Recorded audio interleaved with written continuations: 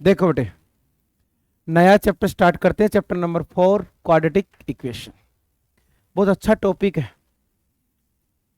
9th में भी इसमें इसके 6 से कुछ कुछ बातें पढ़ते आए हुए हैं। मैं नाम से नहीं पढ़ा पर बातें बहुत सारी पढ़ी हैं इसके। चैप्टर का नाम क्या है? Quadratic equation.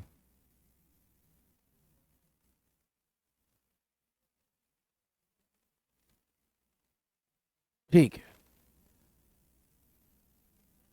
एक एक लाइन बिल्कुल डिटेल से पढ़ते हैं।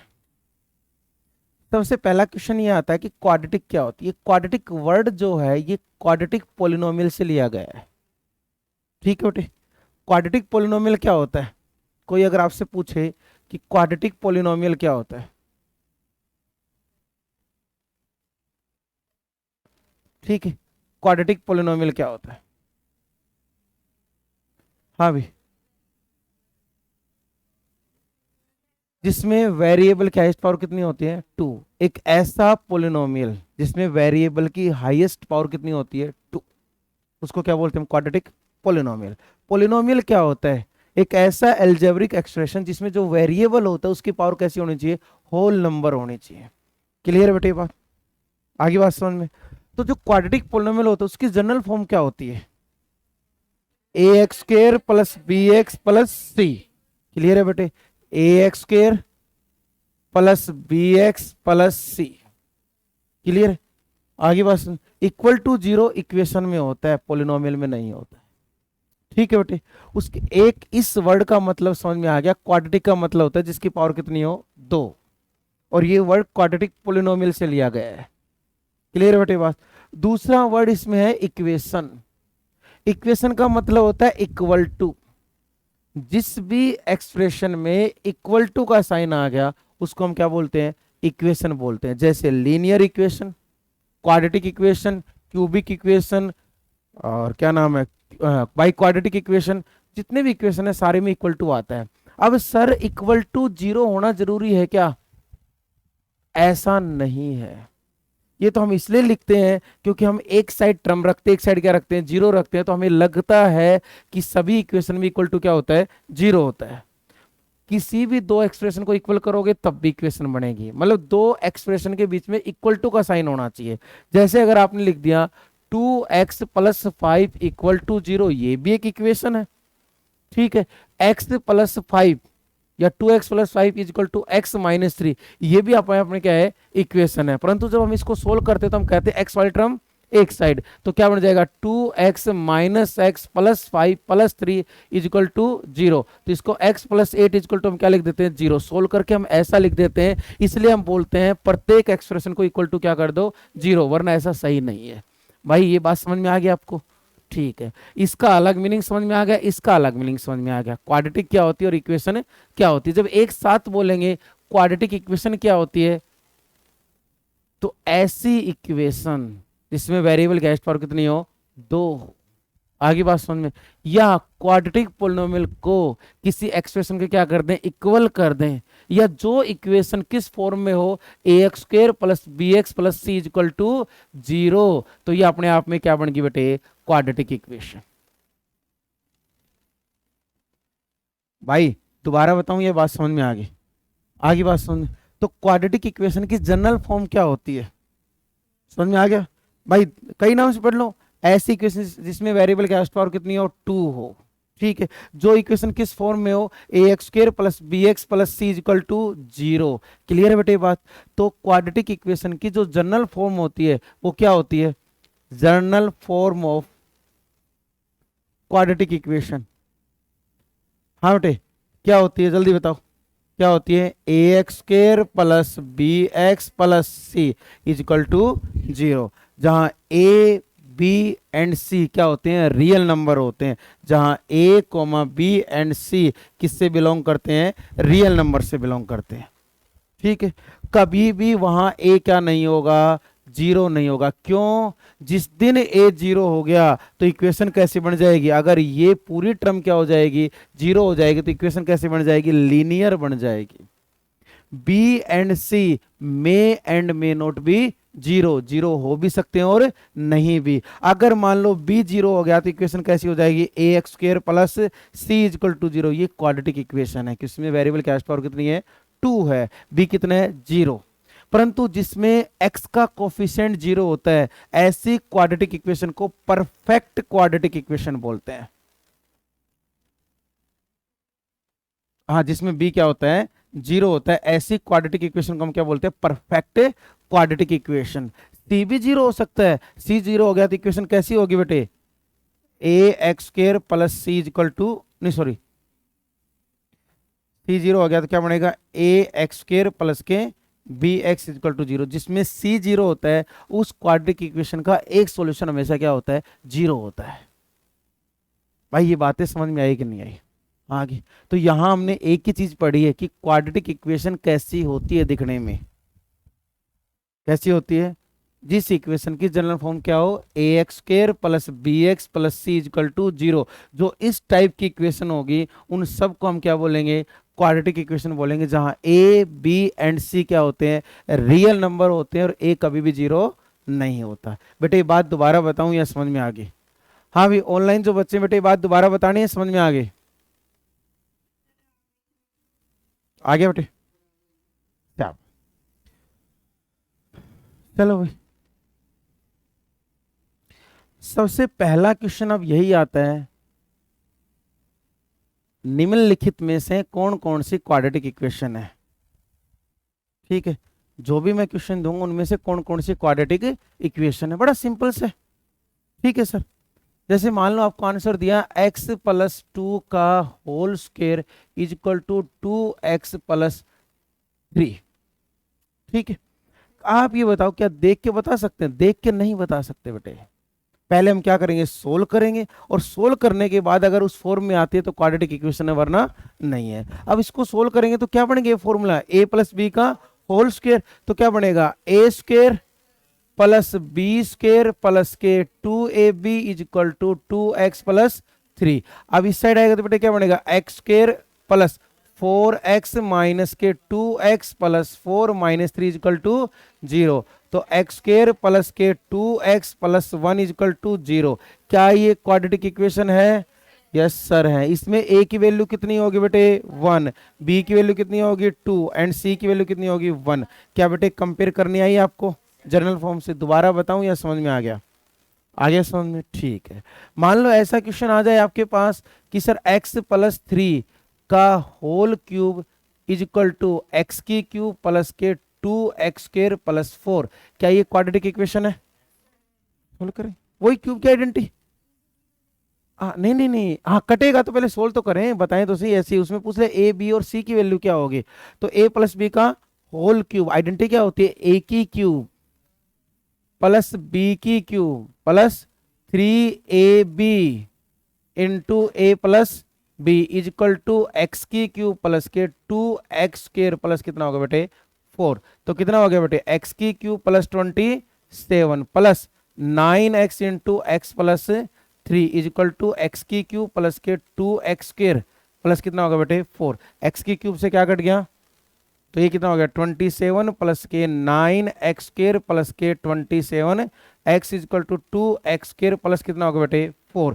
इस साइड है कितना हो जाएगा 7x स्क्वायर प्लस के 27x, ये इस साइड का प्लस के 23 इज इक्वल टू 0। बताओ क्वाड्रेटिक इक्वेशन है या नहीं है, भाई समझ में आ गया। जहां a की वैल्यू कितनी है 7, b की वैल्यू कितनी है 27 और c की वैल्यू कितनी है 23।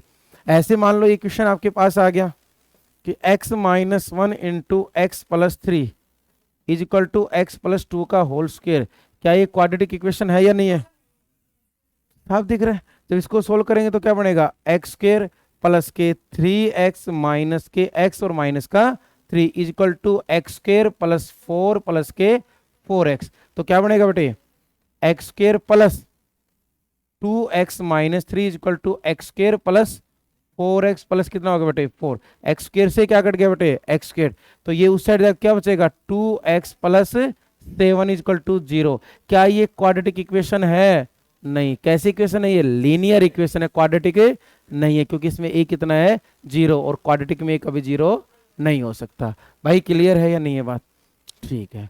ये बात अगर आपको क्लियर है तो अगली बात, ये अगला क्वेश्चन ये आता है, ये दे रखा है आपको 2x-1 का whole square is equal to x+3 का होल क्यूब +4। क्या ये क्वाड्रेटिक इक्वेशन है? आपको पता नहीं है? सोल्व करो। है या नहीं? हाँ, नहीं।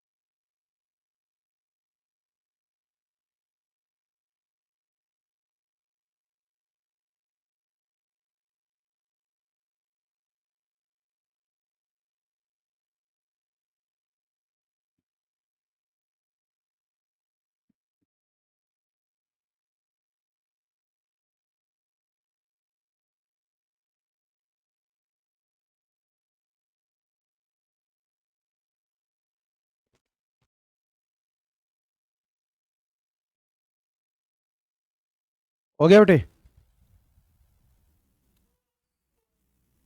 है या नहीं है बेटे?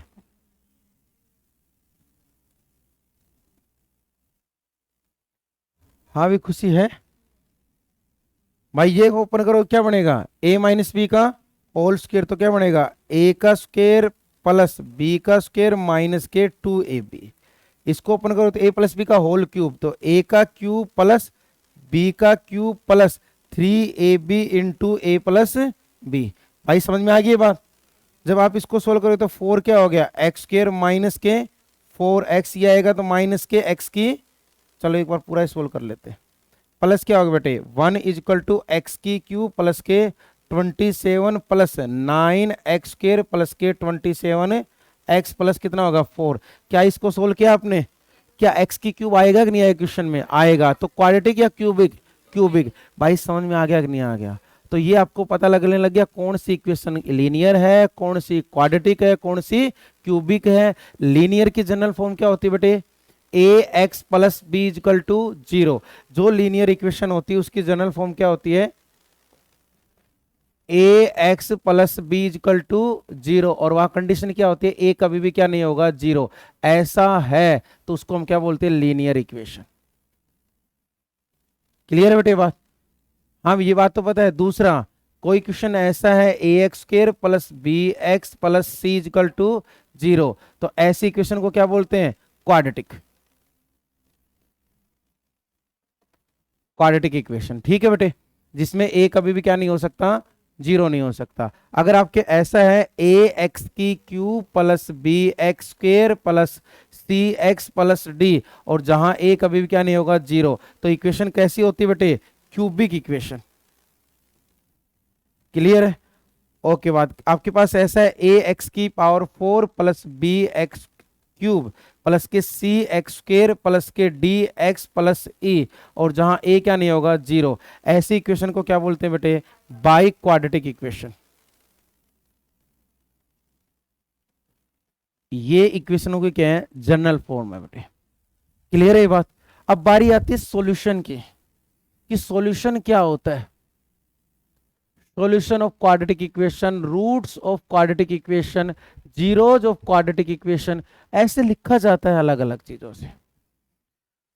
किसी भी इक्वेशन के सॉल्यूशन की बात करते हैं तो वेरिएबल की वो वैल्यू होती है जो इक्वेशन को क्या कर दे? सेटिस्फाई कर दे। कैसे भी इक्वेशन दे रखे हो आपको, क्यूबिक, लीनियर, क्वाड्रेटिक, कोई भी इक्वेशन दे रखे हो, सॉल्यूशन का मतलब होता है उसमें वेरिएबल की वो वैल्यू जो गिवन इक्वेशन को क्या कर दे? सेटिस्फाई। अब जो रूट होता है ये भी अपने आप में हिंदी मीनिंग इसका भी क्या होता है? सॉल्यूशन ही होता है। परंतु जो क्वाड्रेटिक इक्वेशन होती है उसके सॉल्यूशन को नाम दिया गया है क्या? रूट्स। ये भी अपने आप में क्या होता है? सॉल्यूशन होता है। परंतु क्वाड्रेटिक इक्वेशन के जो सॉल्यूशन आते हैं उनको अपने आप में एक नया नाम दिया, वो क्या दिया? रूट्स दिया। बेटे क्लियर है या नहीं है बात? क्या ये बात समझ में आ गई? ओके। जीरोज जो आपके पास पोलिनोमियल होते हैं उसमें भी वेरिएबल की वो वैल्यू जो इक्वेशन पोलिनोमियल को क्या कर दे, सेटिस्फाई, उनको भी सॉल्यूशन ही बोलते हैं। पर पोलिनोमियल में जो सॉल्यूशन होते हैं उनको अपने आप में नाम क्या दिया है, जीरोज। क्वाड्रेटिक इक्वेशन में जो सॉल्यूशन उसको क्या दिया, रूट्स। कोई भी इक्वेशन का सॉल्यूशन उसको नाम क्या दिया, सॉल्यूशन। तो इनका मीनिंग अप्रोक्सीमेशन क्या होता है, सबका सेम, एक ही मतलब होता है, गिवन इक्वेशन में वेरिएबल की वो वैल्यू जो उसको क्या कर दे, सेटिस्फाई कर दे, उसको सॉल्यूशन बोलते हैं, रूट्स बोलते हैं, जीरोज। अलग अलग इक्वेशन में सॉल्यूशन के अलग अलग नाम है। जैसे तुम्हारा यहाँ नाम ओरिजिनल नाम है, घर जाके आपका नाम निकनेम से बोलते हैं, तो वो इनकी कहानी है बस, और कोई अलग कहानी नहीं है। भाई समझ में आई कि नहीं आई? नहीं आई कहानी, समझ में आ गया, इसका मतलब समझ में आ गया। परंतु हम तो क्या पढ़ रहे हैं, क्वाड्रेटिक इक्वेशन। क्या पढ़ रहे हैं? तो क्वाड्रेटिक इक्वेशन की किसकी बात करेंगे, सॉल्यूशन की। तो एक क्वाड्रेटिक इक्वेशन के कितने सॉल्यूशन होते हैं, ax² plus bx plus c equal to 0। आपने पोलिनोमियल में पढ़ा था, किसी भी पोलिनोमियल की जो हाईएस्ट पावर होती है उतने क्या होते हैं, सॉल्यूशन होते हैं। मैक्सिमम रियल सॉल्यूशन उतने होते हैं। सॉल्यूशन तो अगर पावर 6 है तो 6 होंगे, पर सारे रियल होंगे या नहीं होंगे ये नहीं पता था, इसलिए मैक्सिमम वर्ड लगाते थे। तो हमारे पास क्वाड्रेटिक इक्वेशन है तो उसके कितने सॉल्यूशन होते हैं, 2, परंतु मैक्सिमम कितने सॉल्यूशन होंगे, 2। अब वो दोनों एक जैसे होंगे, दोनों इमेजिनरी होंगे, दोनों अलग अलग होंगे, ये कंडीशन पे डिपेंड करता है, पर होंगे कितने, 2।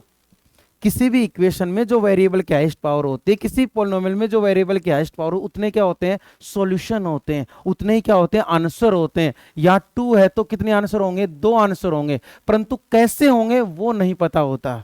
इसलिए जब भी हम सॉल्यूशन, रूट्स, जीरोज की बात करते हैं तो मैक्सिमम वर्ड लगाते हैं कि मैक्सिमम 2 रियल होंगे, मैक्सिमम 2 क्या होंगे, रियल। अब मान लो दोनों रियल नहीं है तो कैसे हो सकते हैं, इमेजिनरी हो सकते हैं, इक्वल हो सकते हैं, पर होंगे क्या, रियल तो 2 ही होंगे मैक्सिमम। एग्जैक्टली 2 रियल हो ये नहीं कह सकते हम, क्योंकि आप देखो धीरे धीरे हम डी का मतलब होता है डिस्क्रिमिनेट, उसकी वैल्यू निकालते हैं। अगर वो नेगेटिव आता है, क्वाड्रेटिक उसमें पोलिनोमियल बताया था आपको, तो रूट एग्जिस्ट नहीं करते हैं, रूट एग्जिस्ट तो करते हैं परंतु रियल नहीं होते, इसलिए लिखते रूट डज नॉट एग्जिस्ट। तो किसी भी क्वाड्रेटिक इक्वेशन के कितने आंसर होते हैं सर, 2 होते हैं। रियल कितने होते हैं, मैक्सिमम 2 होते हैं सर, एग्जैक्ट नहीं बता सकते रियल के बारे में। क्लियर बेटे बात? भाई ये बात दोबारा बताऊं या समझ में आ गया? अब बारी आती है सर सॉल्यूशन निकालते कैसे हैं, किसी क्वाड्रेटिक इक्वेशन के सॉल्यूशन निकालते कैसे हैं। उसमें जो सबसे पहला मेथड आता है उसको क्या बोलते हैं, फैक्टराइजेशन मेथड। सबको आता है मैथ। ये सीखने से पहले हम पढ़ते हैं एक इंपॉर्टेंट कंसेप्ट, नहीं तो बीच में छूट जाएगा, नेचर ऑफ रूट्स। अभी हम पढ़ रहे थे किसी क्वाड्रेटिक इक्वेशन कितने आंसर होते हैं, 2। रियल कितने होते हैं, मैक्सिमम 2। ऐसा क्यों होता है उसके बारे में पढ़ लेते हैं यहीं। उसको बोलते हैं नेचर ऑफ रूट। जो आंसर आएंगे, जो सॉल्यूशन आएंगे, उनका नेचर कैसा होता है। तो आपके पास क्वाड्रेटिक इक्वेशन कैसी होगी, ax² plus bx plus c equal to 0। बेटे होगा कि नहीं होगा, क्या बात समझ में आ गई? जहां कंडीशन आपने रखी कि सर a की वैल्यू कभी भी क्या नहीं होगी, 0 नहीं होगी। क्लियर है बात?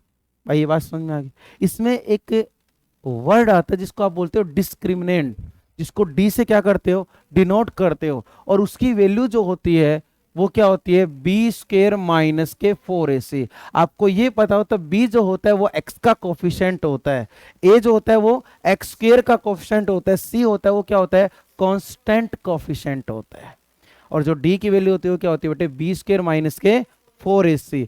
पहली कंडीशन, भाई थोड़ी देर बाद में नोट कर लेना, पहले देख लो। पहली कंडीशन, जब d की वैल्यू आप निकालोगे, d की वैल्यू होती है b² माइनस के 4ac। अगर वो 0 से बड़ा आ गया, अगर वो 0 से क्या आ गया, बड़ा आ गया, तो आपके जो आंसर हैं, जो आपके रूट्स हैं, roots are real and unequal. Clear है बेटे? 2 आंसर होंगे, दोनों रियल होंगे और दोनों क्या होंगे, अलग अलग होंगे। हाँ, जिसमें क्वाड्रेटिक पोलिनोमियल में आप पढ़ते थे कि आपका जो पैराबोला बनेगा या तो ऐसा बनेगा या ऐसा बनेगा, याद है कुछ चीजें? यहां ऐसा तभी बनता है जब डी की वैल्यू आपकी क्या हो, पॉजिटिव होती है। क्लियर है बेटे बात? भाई आई कि नहीं आई बात समझ में?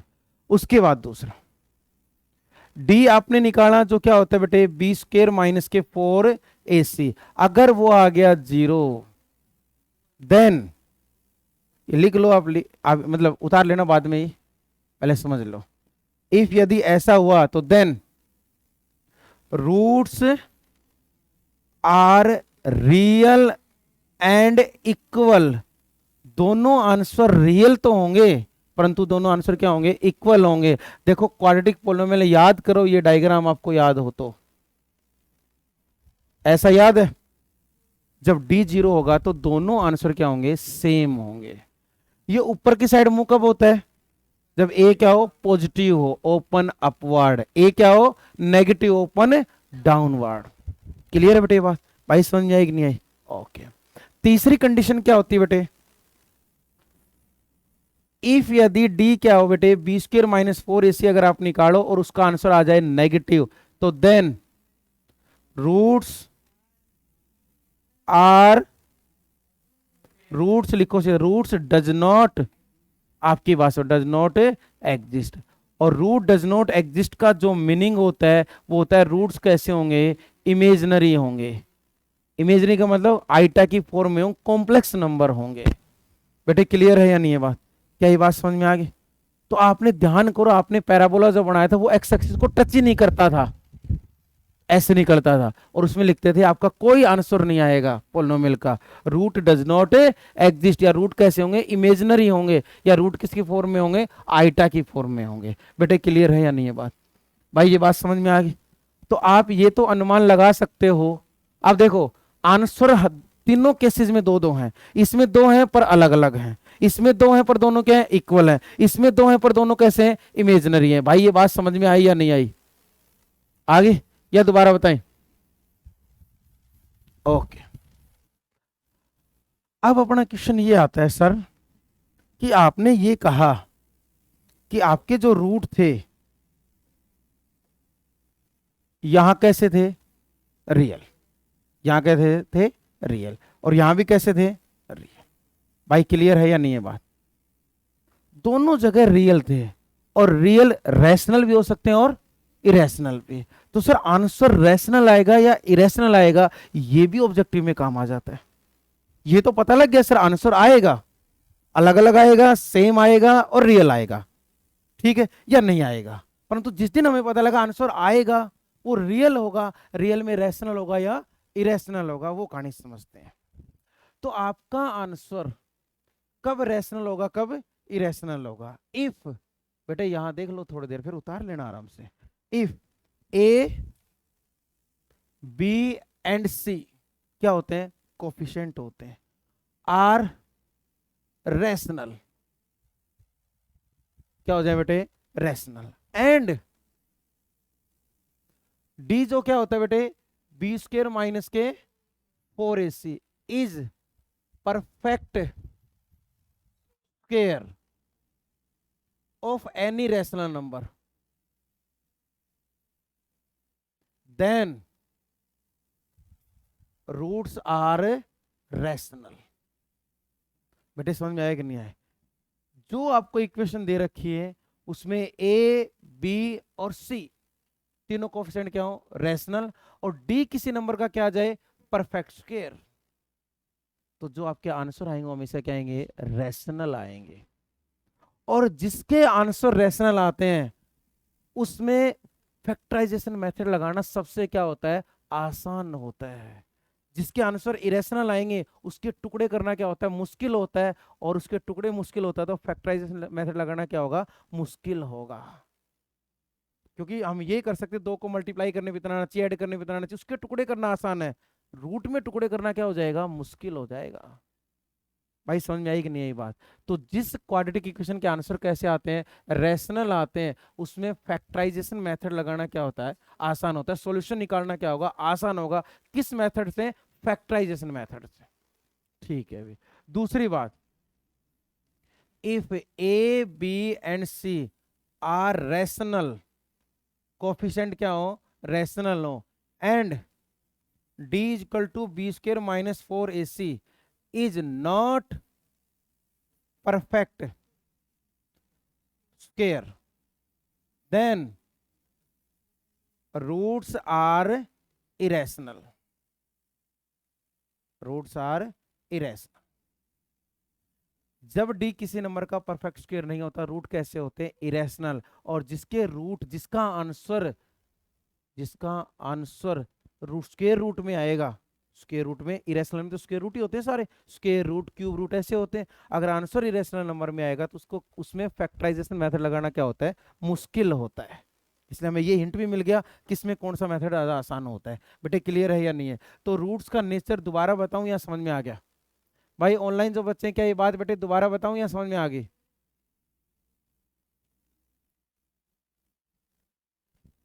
बेटे ऑनलाइन जो बच्चे हैं, ये बात दोबारा बताऊं या समझ में आ गया? समझ में? ठीक है। हाँ भी अंशु, बेटे आ रहे हैं समझ में? अभिनव, आ गया समझ में बेटे? अंशुल,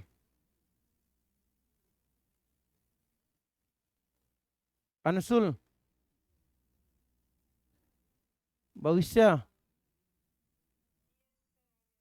हाँ बेटे कोई डाउट? सिमरन, सिमरन बेटे समझ में आ गया? ठीक है। सुजल,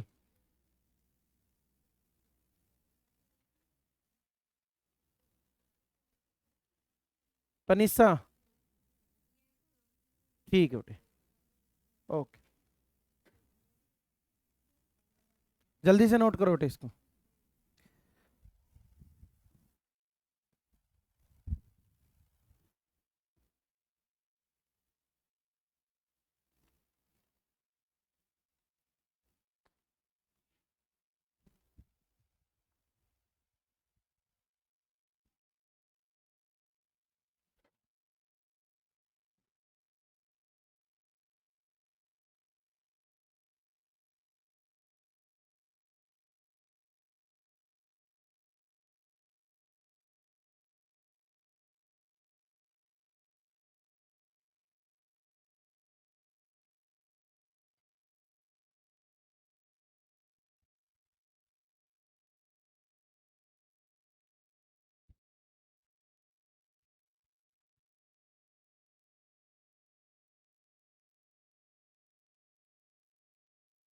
आपका टेस्ट कब है बेटे? आप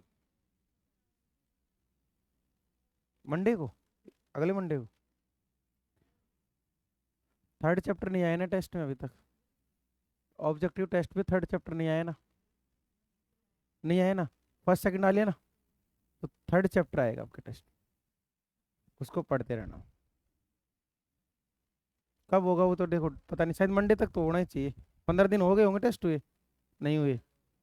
जा तो, वो तो वैसे हुआ था जिस मैडम बायो वाले सर ने। बायो वाली क्लास नहीं होती, अब तो होने लगे होंगे। तो हैं, 3 क्लास हुई हैं, तो इस वीक में जो जो सिलेबस होगा ना, उसका बन जाएगी बात।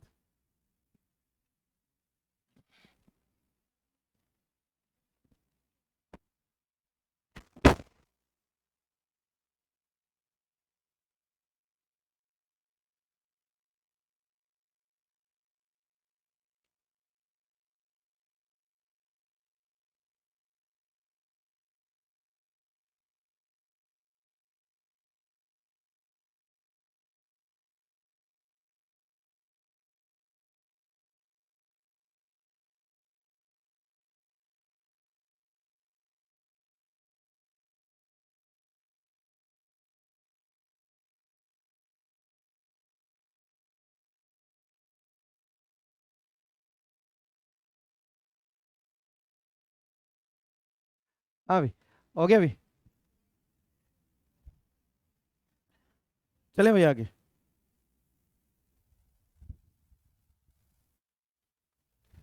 लोकेश वैसे समझदार है, इसके जब तक डांट नहीं पड़ती नहीं, ये फिर काम थोड़ी करता है। जरूरत होती है इसको, इसलिए पहले दिन ही हरकत ऐसी कर लेता है कि डेर को डांट मारे फिर मैं तो आगे पढ़ूं। अगर डांट नहीं मारे तो मास्टर खराब है, पढ़ाने नहीं आवे ना। है भाई? हाँ भाई, ठीक है, हो गया।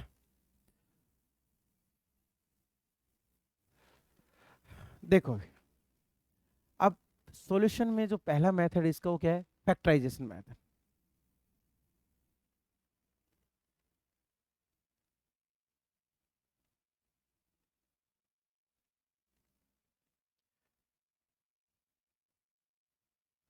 हाँ भाई, फैक्टराइजेशन मेथड ये सभी को आता है आपको। जैसे मान लो कोई इक्वेशन आपको दे रखी है, 2x² minus X minus 6 is equal to 0। कैसी इक्वेशन है, क्वाड्रेटिक इक्वेशन। ठीक है, कंपेयरिंग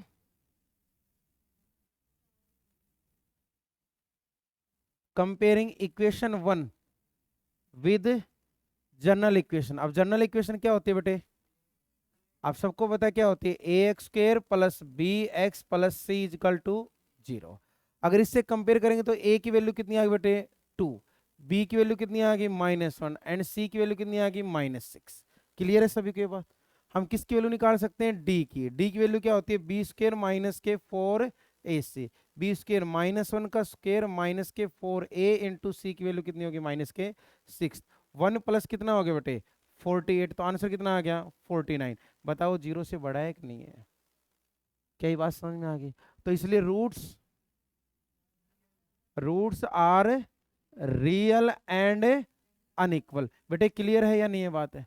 हमें ये भी पता लग गया कि इसके आंसर आएंगे, दो आंसर आएंगे और दोनों कैसे आएंगे, अलग अलग आएंगे। एक चीज और अगर नोट किया आपने तो डी किसी नंबर का क्या आ रहा है, परफेक्ट स्क्वायर। तो आंसर रैशनल होंगे या इरेशनल, रैशनल। और रैशनल में ही फैक्टराइज मेथड लगाना क्या होता है, आसान होता है। बेटे दोबारा बताऊं या समझ में आ गया, आ गया समझ में। अब बारी आती है आगे कि आंसर कैसे निकालेंगे, सभी को आता है बेटे। 2x² minus X minus 6 is equal to 0।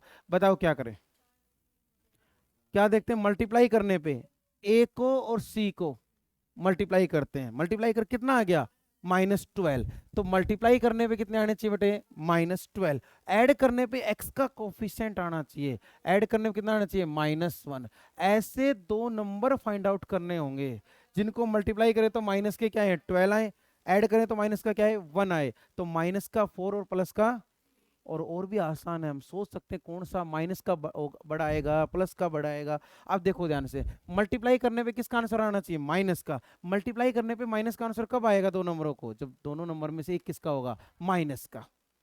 फिर ऐड करने पे आंसर किसका आना चाहिए, माइनस का। तो दो नंबरों को ऐड करेंगे, एक प्लस का और एक माइनस का, ऐड करेंगे तो माइनस का साइन कब आएगा, जब बड़ा नंबर किसका होगा, माइनस का। हमें ये पता लग गया एक नंबर प्लस का होगा, एक किसका होगा, माइनस का, और बड़ा नंबर किसका होगा, माइनस का। अब सोचना और आसान हो गया कि दो नंबर्स के बारे में सोचना है, एक प्लस का एक माइनस का, बड़ा नंबर किसका होगा, माइनस का, छोटा किसका होगा, प्लस का। मल्टीप्लाई करने तो कितना है 12 आए, ऐड करें तो कितना है माइनस का 1 आए। तो क्या हो गया माइनस का 4 और प्लस का 3। भाई क्लियर है या नहीं है, आगे बात समझ। और इसको एक ऐसे करके भी अनुमान लगाते हैं, इसके अलावा कोई तरीका नहीं, हिट एंड ट्रायल मेथड से होते हैं सारे ये भी एक अपना तरीका नहीं है। अब ये एक्सेल 12 के फैक्टर करते हैं, 2 6 आ गया, 2 कितना आ गया 3, 3 कितना आ गया 1। तो पेयर बनाते हैं ऐसे, 12 और 1 पेयर बनाए, एक क्या बना 2 और 6 बना, एक क्या बना 3 और 4 बना। फिर इनके आगे एक के आगे बड़े वाले के साथ क्या लगाते हैं, माइनस लगाते हैं, और फिर चेक करते हैं कौन सा पेयर अपनी कंडीशन को क्या कर रहा है, सेटिस्फाई कर रहा है। वो हिट एंड ट्रायल पे आता है। तो ये पेयर अपनी कंडीशन को क्या करता है, सेटिस्फाई करता है। ये ऐसा है तो बताओ यहाँ क्या बनेगा बेटे, 2x² माइनस के 4x प्लस के 3x माइनस 6 इजकल टू 0। उसके बाद क्या लेंगे बेटे, कॉमन। इन दोनों में से क्या कॉमन आ रहा है बेटे, 2x। तो क्या बच गया x-2। आगे हमें ऐसी संख्या, ऐसी टर्म कॉमन लेनी है कि x-2 ही बचे। तो इसमें से क्या कॉमन लेके x बचे, तो प्लस का 3 लेना पड़ेगा आगे, तो अपने आप क्या आ जाएगा x-2। भाई क्लियर है या नहीं है बात, ये बात समझ में आ गई। तो इसमें से क्या कॉमन आ गया बेटे, x-2 क्या बच गया, 2x प्लस 3 इजक्वल टू क्या आ गया 0। यहाँ दो नंबर्स का प्रोडक्ट किसके बराबर है, 0 के। या तो पहला 0 होगा या दूसरा। तो x-2 इजक्वल टू 0 या 2x प्लस 3 इजक्वल टू 0। तो x की वैल्यू कितनी आ गई बेटे 2, और x की वैल्यू कितनी आ गई -3/2। भाई दोबारा बताऊं या समझ में आ गई, आ गई। तो आपके बताओ 2 and -3/2 are roots of equation 1। बेटे दोबारा बताना है या समझ में आ गया? तो फैक्टराइजेशन मेथड समझ में आ गया, कंपेयर करना समझ में आ गया, कोई बात नहीं समझ में आई तो दोबारा बताओ। तो एक क्वेश्चन दे दें छोटा सा।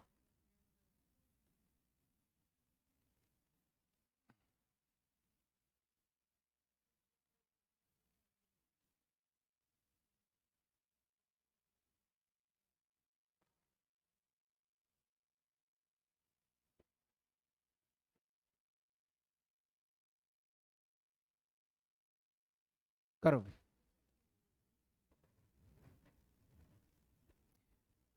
इसका सॉल्यूशन निकालो बेटे फैक्टराइजेशन मेथड से।